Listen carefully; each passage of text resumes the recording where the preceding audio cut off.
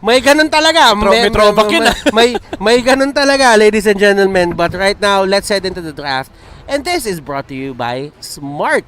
Aura PH, Execration, nagpalit sila dito ng sides. Yeah, I think Execration, they really benefit from the second pick draft kasi at least maka-counter mo yung Aura PH with your final last pick. Final na, no? Last pick ka. Anong nangyari sa akin? Sobrang redundant ko ngayong araw. Ang init kasi doon sa analyst stand at ngayon nilalamig ako. Sana pala lagi ako nandito, malamig para dito sa casting table. Pero yeah, Execration will really benefit from the second pick draft kasi nga, kita mo lahat ng heroes ng Aura PH before you make your final pick. So, something na ina-abuse din ng mga magagaling na drafters. Most of the time, yung mga last picks nakikita natin, it really destroys the enemy lineup.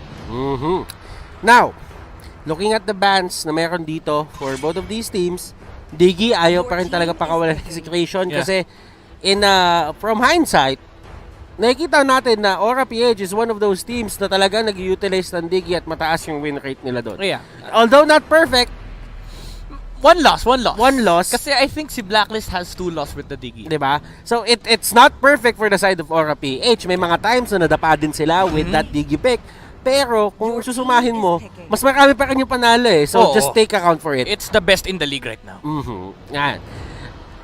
Aura, starting off with a Ling. So, kanina binan out nila to. Ngayon naman, kinuha nila. Lord Hades, siya ang nabibigyan ng priority talaga. And I think for the side of Execration, safe ba na kumuha na sila ngayon ng isang jungle? I think so. Kasi nakita natin, Execration, di nila pinalusot yung Selena. Something na pwedeng in-expect ni Aura PH. Now, the first pick of Aura PH is between two heroes eh. It's either the Cho, which is lumabas na for Execration, or the Ling. Kasi kapag binigay mo yung Ling sa Execration, you'd be giving the best assassin of the patch. Kasi nga, yung buff na dumating kay Ling, no, yung plus 40 damage, napakalaking impact nun pagdating sa early game. And KLVG is a Ling specialist.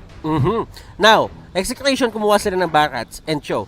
So I'm expecting Aura PH to pick up a Lunox and something else dito sa side nila. Ano yung tingin mong slot dun sa something else na yun? Feeling ko ito na yun eh. Kasi kapag pinalusot pa nila yung Lunox, Execration might pick it. They have a good they have 2 good Lunox players, and the thing is kailangan mo ng subsidiary core. Subsidiary para kay Link kasi you already see the Cho and the Barats of Execration, 2 picks na alam mong directly answering the Link pick of Aura PH. Ano ba ibig sabihin ng subsidiary? Subsidiary ibang term, secondary core. Secondary core. So ibig sabihin, if ever man hindi kulang yung damage output dito ng Ling o hindi siya maging successful, i-supplement mo. So this is going to be a Lunox, and tama nga si Midnight, it's a secondary core para sa side ng Aura. Execration right now, given na dalawa na tong nakuha, and actually may sagot naman sila with sabihin natin, with the Cho. I think Pakito is good, pero Kagura ang pinili ng Execration. I understand the idea kasi alam ni Execration na si Benny QT yung maglalaro ng Lunox. So as much as possible, you'd want to remove the Heroes of Greed once again, no? Wala nang Barats, okay? Wala nang Game 1 possibility, walang Matilda, walang Selena. Now Aura PH is locked in with the Farsa. Either that or Natalia. So I understand perfectly the reason why they picked up the Kagura immediately for Execration. Pero again, Pakito is still up for contention between these two teams. Alam mo, ngayon tinitignan kong pabalik yung ginawa dito ng Aura PH. Parang handa talaga sila na lumabas yung Kufra ni Chakno nung game number 1 eh. Kasi yung mga bagay na i-formulate mo lang kung meron talagang sobrang galing na Kufra player dun sa likod. Ibibigay mo yon, ipapain mo siya, nung komportable na siya, tsaka mo siya binatuhan ng curveball, tsaka mo siya binatuhan ng distraction na, ay, may Barats pala kami. Pero feeling ko this time around, sabi ng Aura PH, ang galing. Ang galing mag-Kufra. Ban na lang natin. Well, kahit may Barats sila, hindi pala Barats siya, kahit may Barats sila.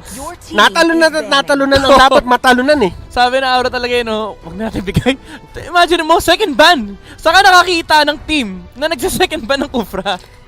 Well, actually nga, nawala na nga yan sa kadar eh.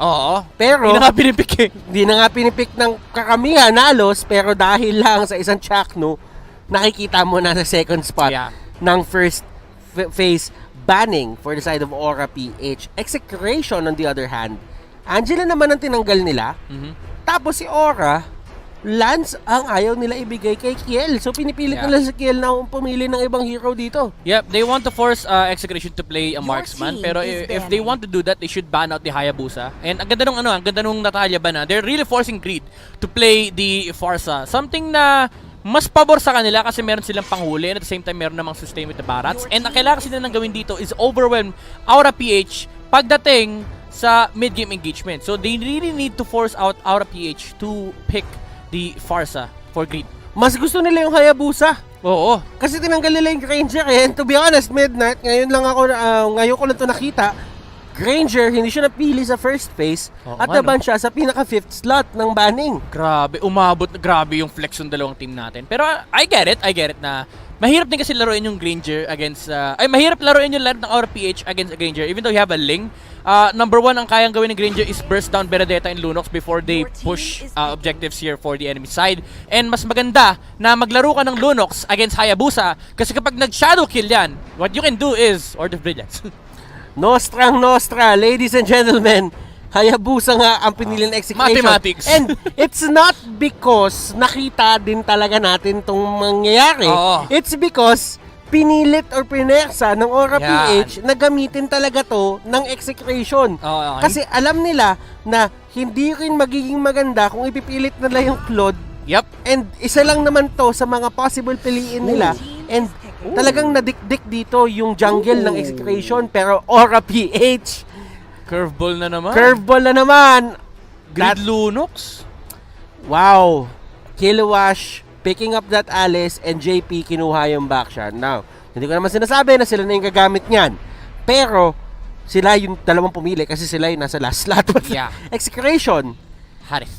Ano ang gagawin nila? Will they go for a Harith? I agree, Kelra could play the Harith. Yeah, this is an easy Harith game. Even though may Lunox, yung Aura PH, I think you're forgiven. You're given a pass to pick Harith here just because of the fact na nakaling Alice and Baksha yung Aura PH. It's really a good last pick for Execration if they want to go for it. Kasi ang ibang option lang nila dito is Esmeralda.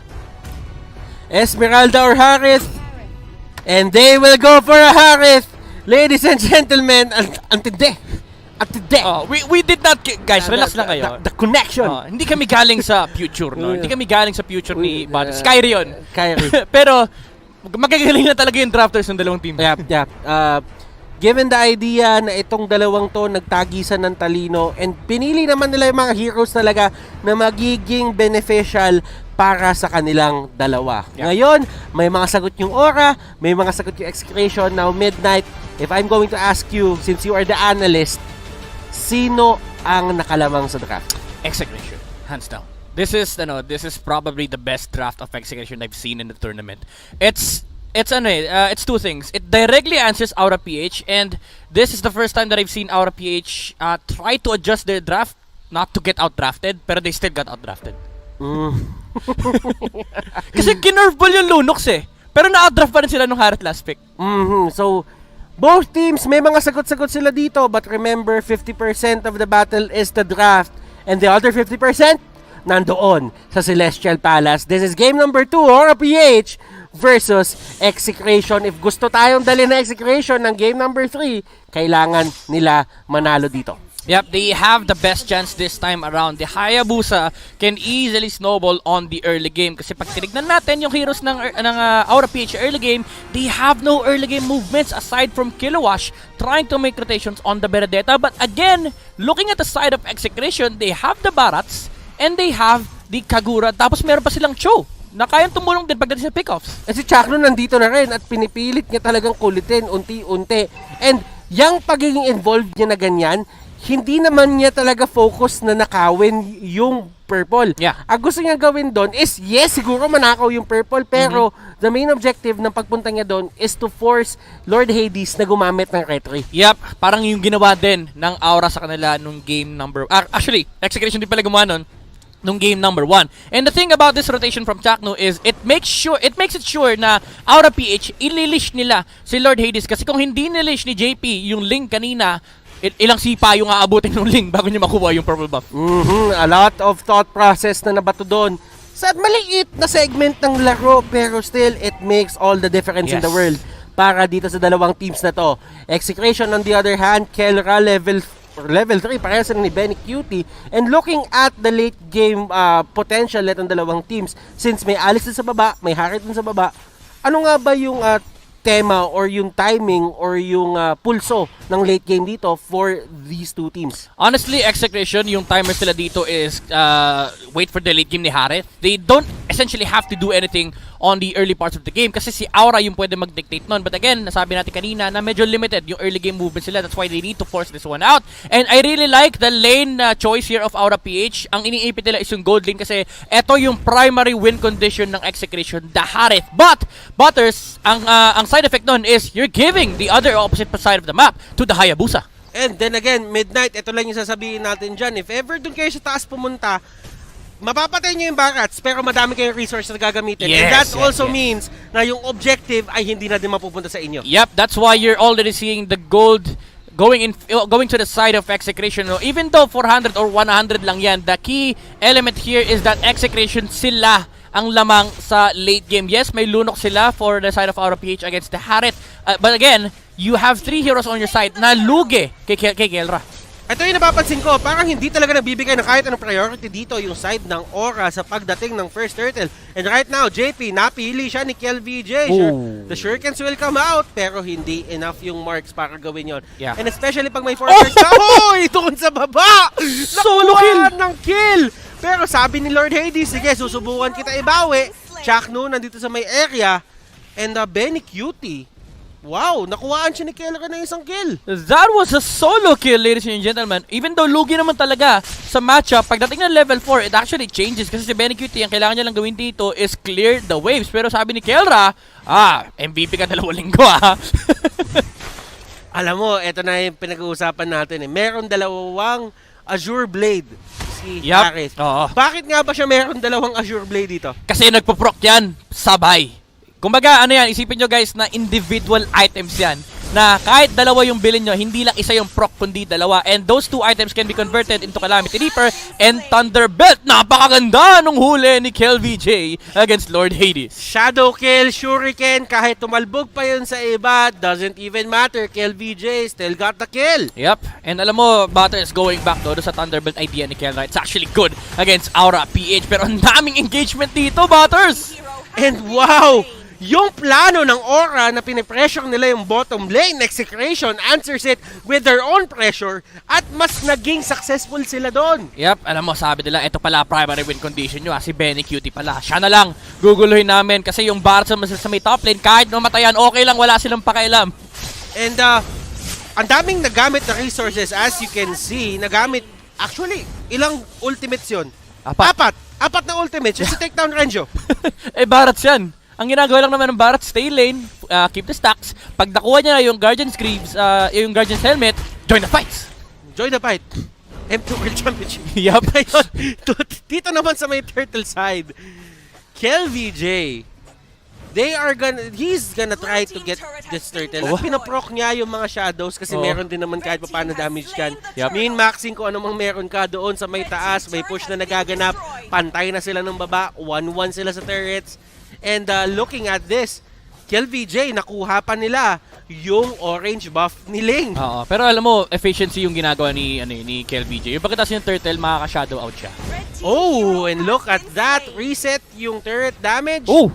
At Greed napilitang umalis. At titingnan natin kung paano siya makakatakas dito. Eto Max, nasa area na din. Meron pa ba siyang brilliance para makatakbo? Yes, meron pa. Pero grabe yung rotation na ginawa dito na side ng Aura. Napakalayo niyan from coast to coast. Pero walang mangyayaring pick-off or walang mangyayaring fight. Yep. Alam mo na, ang lupit din talaga ni Kilowash. If it was any other player, they would have chased the Harriet kasi alam nila na wala naman na Summon Force eh. Even though magkukuldon yun, kayang-kaya niya patayin yun within the time frame. Pero kasi kakakita niya ng Kichakno. So iniisip niya na baka kahit habulin ko tong Harriet, baka mapatay ko, pero mahuli naman ako ni Chakno. So there's a lot of risks involved there with the Benedetta trying to chase for the kill. So ang sabi ni Kilowash, disengage na lang ako. Okay, so Renjo nahuli, Chaos Darkening, ginamit lahat, binomba si Renjo. Sama mo na si Lord Hades, 0-3 si Renjo, pero ginagawa niya lang din yung trabaho niya talaga eh. Oo, alam mo, sabi ni Kelra dito, Renzo, trabaho mo rito, mamatay kasi kailangan ko mag-farm. And right now, KLVJ is trying to return the favor against Aura, pero lalaban pa rin ang Aura PH. Ang ganda na huli ni Benny Cutie. Flick out! Just in time. Eto Max, nagkahulihan na. Lord Hades goes down. KLVJ gets a kill on Benny Cutie. At ang daming nawawala dito sa side ng Aura. Pero sabi ng Aura PH dito, mas kumpleto kami. Make that a 3-for-2 trade in the favor of Aura PH. Pero ito, tignan mo yung trademark ni Kelra. Alam kasi ni Kelra kung kailan siya lalaman at kung kailan siya mababak. Ginamit yung Zaman Force to clear the wave in the middle lane. Pero ang primary answer ng Execration dito is just to farm. Pare, you're so konyo. I'm so konyo, pare. I'm so sorry. Konyo, pare. Look at this! 4.7k on both KLVJ and Kelra. Oh, nakuha yung turtle pero nasipa si Killwash. And Kilowash will be the target. Kelra nakuha. Nakita mo yung pinipredict niya yung dash ni Benedetta. Sabi niya, dadash na dito eh. Well, kailangan yun talaga kasi tamaan. Yun yung isa sa mga downside ng Chrono Dash eh. Oo. Yes, maganda yung Chrono Dash, mabilis mag-cooldown, pero pag hindi mo natama, hindi rin mag-off cooldown. Pero yung talaga, yung Sinker Fisher, pinipredict niya kung saan dadaan si Kilowash. Kaso masyado siyang pogi. Sabi niya, sige, tira ko na lang. Oh, yeah, well, nakuha din naman yung kill. Yeah. Hindi naman nagmamatter kung na-predict niya o hindi as long as he gets the kill. Now, Benny Cutie. Grabe yung pressure sa kanya and looking at his score right now, 0-3-4. Oo, this is probably the hardest game for Benny Cutie in the entire tournament. We've been seeing the shutdowns on Aura PH, but we've never seen Benny Cutie shut down on his Alice. Right now, he is trying to recover yung nawala sa kanya sa bottom lane while Kelra is just completely snowballing. And again, the nature of this matchup, lamang ang Harit Butters. Doon sa may baba, merong pick-off na nagaganap and Renjo, mababa-flicker out lang siya. Nahuli siya nung Flowing Blood at nung root ng Alice. At sinamahan pa ng Chaos Darkening, pero dahil nga sa flicker siya ay mabubuhay. At marami ng buhay na nasalba ang flicker. Yep. Pero ngayon, nandito siya na naman. At siya na naman ang pinili. At siya na naman ang uhulihin. And Renjo, mauhuli siya ng Tempest of Blades. Pero still, the fact remains, ginamit mo pa rin yung Tempest of Blades. So that means, dito sa ginagawang push ng side ng Execration at doon sa gagawin nilang push sa taas, wala kang Tempest of Blades. Yeah, the thing is, Aura PH, they're getting what they can. Kasi ang problema, hindi rin nila kaya contest yung Hayabusa and yung Harit at this point. So Execration, they're happy with that. Even though ang nasasaktan dito is Renzo, no, yung item build-up ng kanyang sustain item might be delayed. But again, his job in this game is to sustain for his teammates. It doesn't matter if he dies or not kasi ang importante, mag-scale towards the late game ang Execration. Again, napag-usapan natin kanina, walang kailangan gawin ang Execration kundi mag-farm. Just have the items ready on KLVJ and Kelra. Oh! KLVJ, siya ang unang tutumba. JP, nahuli siya. Kelra dito, just unloading on the side of Aura PH. Greed, nahuli ni Eto Max. At Greed, matutumba. Nandito na si Kilowash and look at that Electro Final Blow sa kita ng madami. Benny Cutie, ayaw na niyan.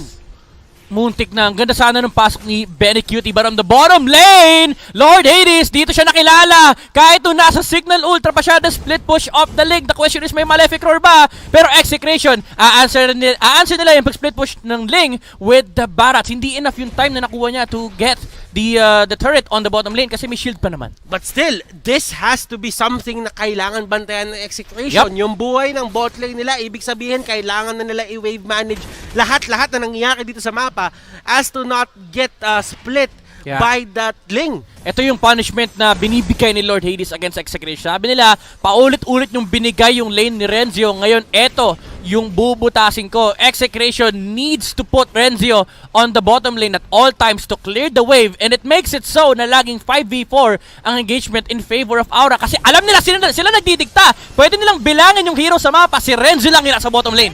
And Renzo, primary target, wala siyang magagawa. Yan talaga yung trabaho niya.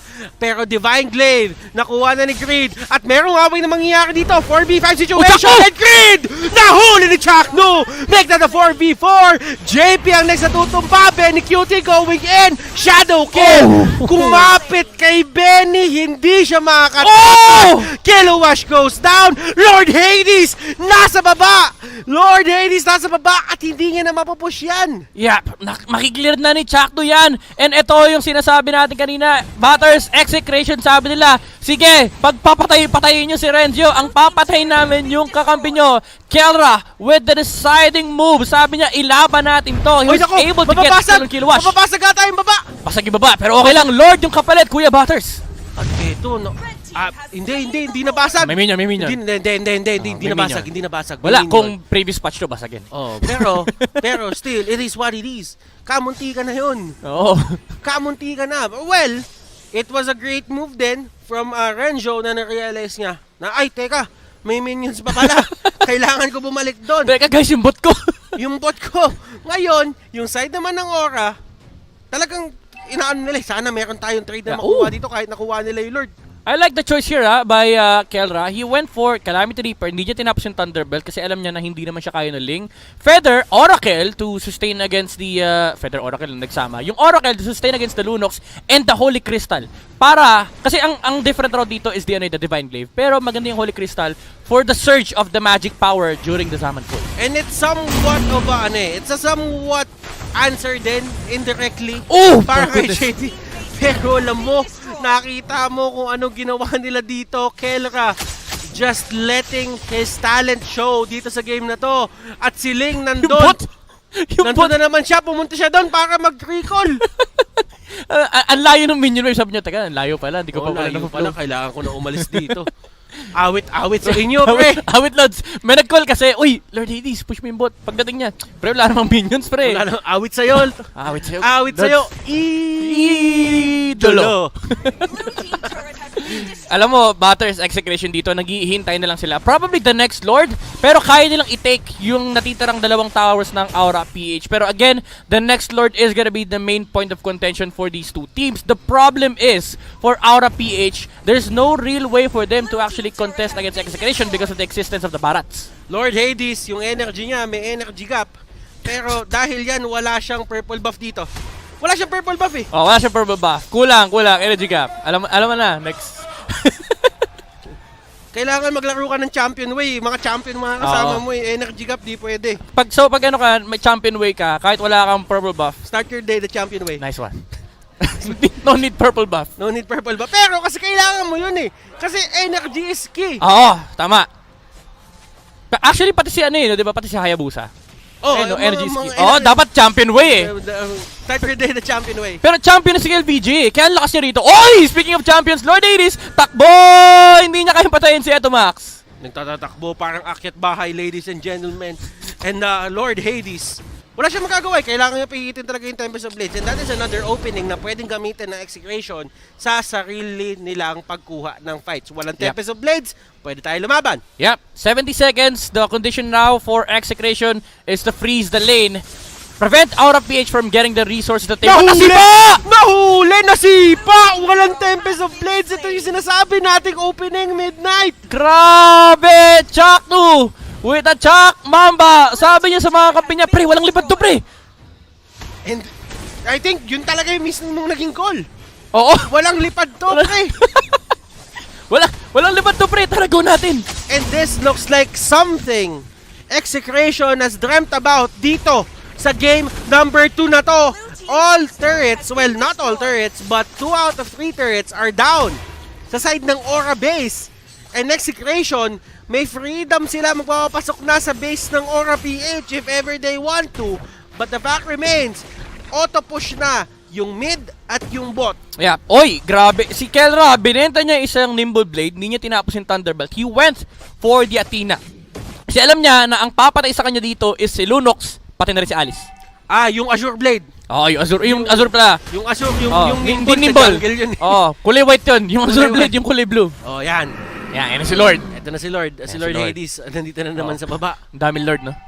Uy, alam mo, ito lang yung tinitignan ko dyan kung paano talagang makakahuli na naman dito si Chucky. Uy, grabe naman yung flickering. Pero flicker yun. Na-burn. Flicker ang na-burn. But then again, since mobile naman ang isang JP with the back shot, pwede na lang siya gumulong papasok ng laban. Yeah. Although, wala siyang extra mobility para makatakas doon sa fights. That's gonna be a problem against the Haret, no? Kasi kapag nakulong kayo sa Zaman Force, kahit pa sabihin natin makagulong ka, ang daming ways for Execration para pigilan yung paggulong ni Baksha. Oy! Chuck, no! My goodness, with the flicker! Nahuli si Grid! Chuck, no, what a player. Legit, 100%. Yung mga bagay na ginagawa niya dito is making all the difference para sa ng Execration, and your order of brilliance hindi magiging available. And Chuck, no, with that game-winning play. This winning moment is brought to you by Head and Shoulders. My goodness, Butters, what was that? Sabi nila, hindi objective si Lord. Natuto na kami sa match namin sa NXP. Heroes at Towers ang tinitignan ng Execration. Chuck, no.